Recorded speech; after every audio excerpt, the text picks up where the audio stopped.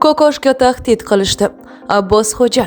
Assalomu alaykum aziz muxlis. Agarda kanalimizda mehmon bo'lsangiz, kanalimizga obuna bo'lishni va videolar davomida bir dona like tugmasini bosib qo'yishni unutmang.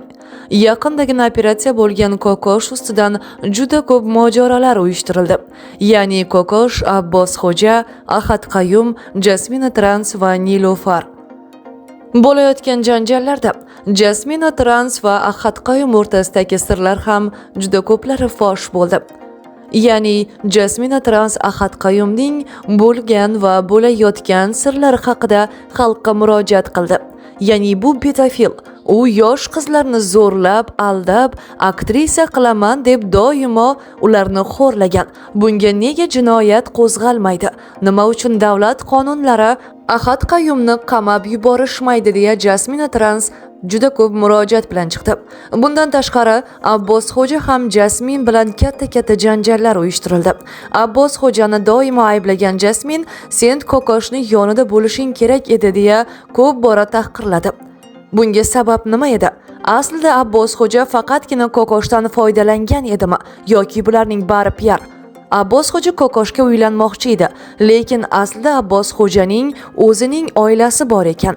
Bu esa xalq uchun piar va video syomkalar edi xolos, deydi Abbos Xo'ja. Men doimo oilamni tanlaganman. Bundan keyin ham oilamni tanlayman deya xalqqa murojaat bilan chiqdi. Meni tinch qo'yinglar, meni aybim yo'q, deydi Abbos Xo'ja.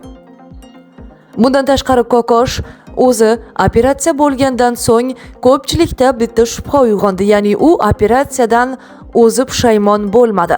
Men ortiqcha yog'larimni oldirgan edim. Undan ko'ra oshqozonimni operatsiya qilsam bo'lar edi deya yangi video bilan chiqdi.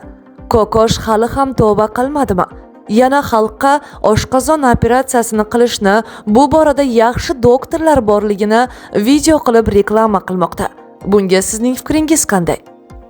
Bundan tashqari Kokoshga Abbos Xo'ja shunday dedi: Men barchasini bilaman. Agarda meni tinch qo'ymasanglar, barcha sirlarni fosh qilaman va sizlar hech qayerga qochib keta olmaysiz, dedi. Ya'ni meni tinch qo'yinglar, meni ayblamanglar, bu mening aybim emas, dedi Abbos Xo'ja. Bu mojarolarda barchaning o'z siri bor. Kim yaxshi-yu kim yomon, buni hech kim bilmaydi.